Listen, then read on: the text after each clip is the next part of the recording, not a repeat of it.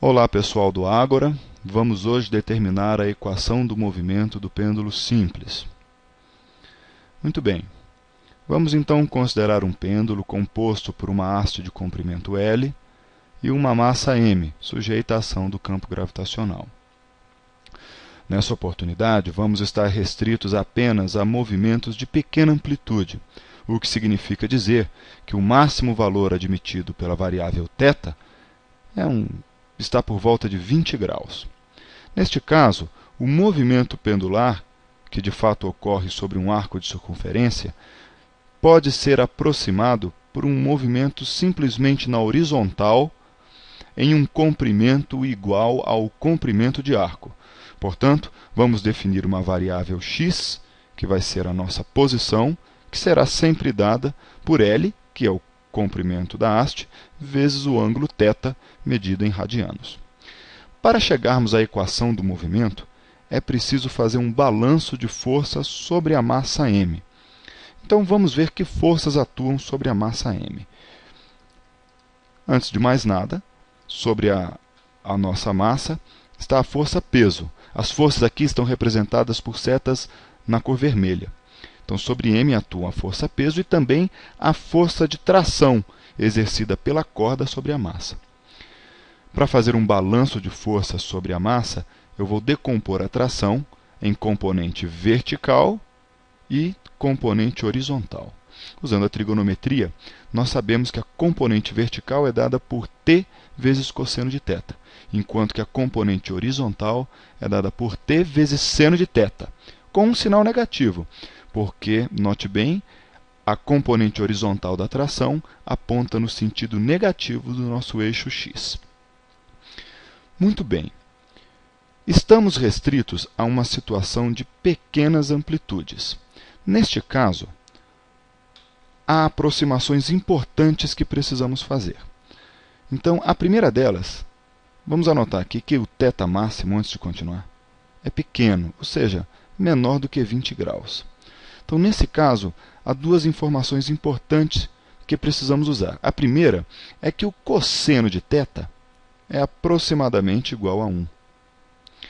Então, eu posso chegar à conclusão de que a componente vertical da tração é aproximadamente, eu vou aqui considerar que ela é rigorosamente igual a t vezes 1, ou simplesmente t. Como o movimento na situação de pequenas amplitudes ocorre apenas na horizontal, ou será aproximado como um movimento que ocorre apenas na horizontal, podemos dizer que o somatório das forças na vertical é igual a zero. Portanto, na vertical, do movimento vertical, ou melhor, no equilíbrio vertical de forças, eu tenho simplesmente que a componente vertical da tração, que acabamos de ver que é igual à própria tração, é igual ao peso, que é mg. Vejam, a componente vertical da tração equilibrando o peso. E na horizontal? A horizontal já é um problema mais complicado, porque, na verdade, na horizontal as forças não estão em equilíbrio, já que o movimento acontece de forma acelerada na horizontal. Então, quem governa o movimento horizontal é a segunda lei de Newton. Então, vamos anotar o movimento horizontal é governado pela segunda lei de Newton, que, como nós sabemos, é dada por força, que é igual a massa vezes a aceleração. Então, aqui precisamos determinar a força na horizontal, que é a força resultante. Na horizontal, a única força que atua é a componente horizontal da tração, que é dada por menos t vezes seno de θ. Mas quando θ é pequeno o suficiente, quando θ máximo for menor do que 20 graus, nós podemos aproximar o seno de θ pelo próprio valor de θ em radianos. Então, nesse caso, eu sei que a força resultante na horizontal é simplesmente menos t vezes o próprio θ. Me valendo também do equilíbrio de forças na vertical, eu vou usar esse t aqui,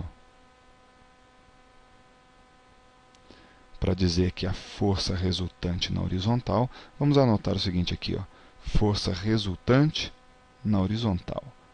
Força resultante na horizontal. A força resultante na horizontal é simplesmente menos mg vezes θ. Muito bem. Então, nos lembrando disso, vamos apagar o nosso quadro.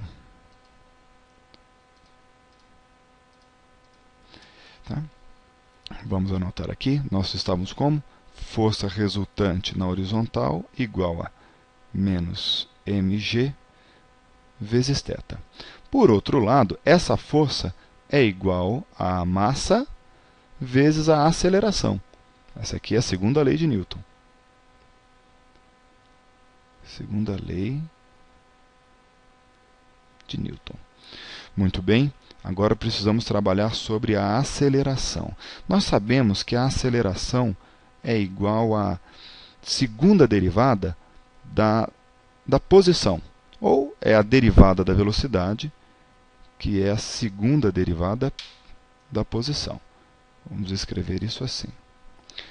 Como a nossa aproximação de movimento apenas na horizontal nos levou a que x é igual a L vezes θ, eu posso dizer que a segunda derivada de x, que é a aceleração, é igual a L vezes a segunda derivada de θ. Então, usando esta expressão em lugar desse A, nós podemos reescrever a nossa primeira equação aqui, ó, que eu vou grifar. Podemos reescrever esta primeira equação aqui. Assim, ó, menos mg vezes θ é igual a ml vezes θ ponto, ponto. Nesse ponto, eu já posso simplificar a massa, que multiplica dos dois lados. Então, aqui já é muito importante nós observarmos que a equação do movimento não depende da massa da esfera. Portanto, eu posso concluir que o movimento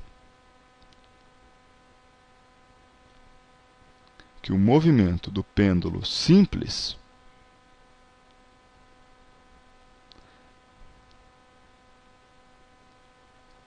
não depende da massa.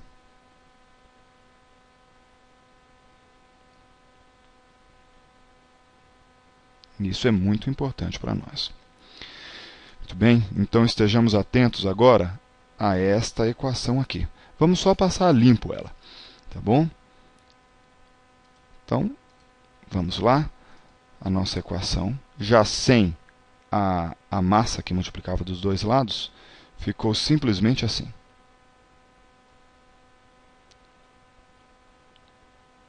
A equação ficou simplesmente assim.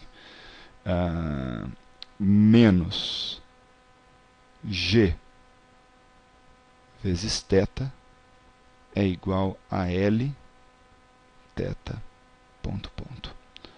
Ora, podemos deixar tudo de um único lado da equação, ou seja, vou usar um sinalzinho de portanto aqui, L vezes θ ponto, ponto, que é a segunda derivada, mais g vezes θ é igual a zero. Dividindo tudo por L, nós chegamos na forma mais conhecida da equação que governa o movimento do pêndulo simples, que é a segunda derivada de θ, θ ponto, ponto, mais, g dividido por L, vezes θ é igual a zero, que é a equação do movimento do pêndulo. Bem, pessoal, obrigado. Por enquanto é só.